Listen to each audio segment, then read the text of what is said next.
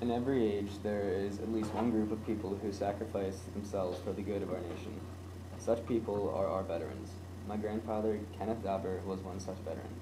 He started in the Navy in the year 1956 and served until 1960. He was 18 when he went in for service. This was something very new to him. Being he lived just like any other person, the new schedule in the military was going to be quite different. The first day of arrival, all the men lined up to get their eyes, fat content, and body health checked out. They received their uniforms as well, along with all their clothing. When they arrived at the first station, he was slightly surprised at the sleeping quarters, or the barracks. It wasn't really a bad surprise, though. They were expecting really rough conditions, but actually, the beds were comfortable and it was only slightly crowded. There were around 80 men per barrack. This sounds like a lot, but it still wasn't very crowded. The food was also a fear of some men. Was it going to be even edible was the question for some.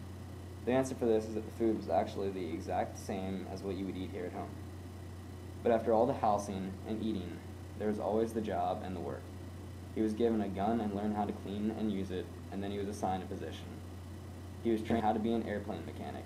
He would repair and buff up the planes on a regular basis.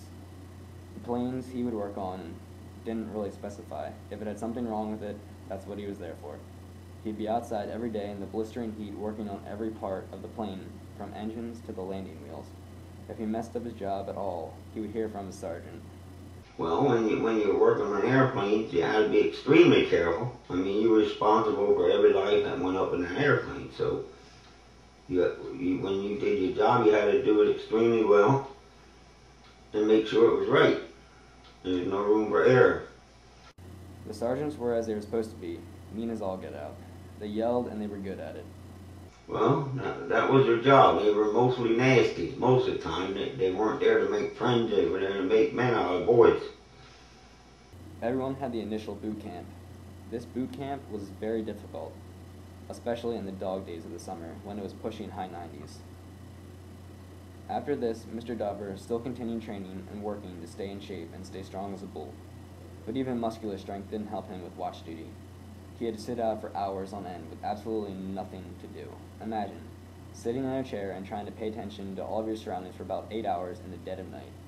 Now imagine doing this without anything to do and the knowledge that if you fell asleep, you would pay severely for it the next day. Even after all the seriousness of the military, there was still free time for fun. He would play cards with his friends, drink with his friends, and just talk with everyone to pass the time. They would also play practical jokes, such as my grandpa and some of his friends signed up their sergeant for the Lonely Hearts Club. This name is slightly explanatory, but I would figure this is how the men got women while they're in the military. Apparently their sergeant wasn't very happy about this. Mr. Dauber was away for 4 years. He wasn't only stationed in the United States.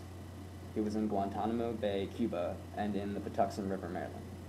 So he also got to do quite a bit of traveling and sightseeing.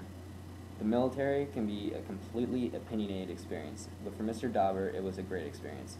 He said himself, it turns the boys into men. And when I asked him if it was an overall worthwhile experience, he said, I didn't regret it at all, and if I could go back and change my mind of joining, I would have kept my answer the same. So he liked the military, and I'm sure he wasn't the only one. It really did mature the boys into men and teach them valuable disciplinary lessons for later in life, which is why more young men should join the military. Even though it comes with its risks, it would still provide them with morals for later in life that wouldn't be available anywhere else but in the military. My motivation was to know that someday I'd be going home for good and all my time be served.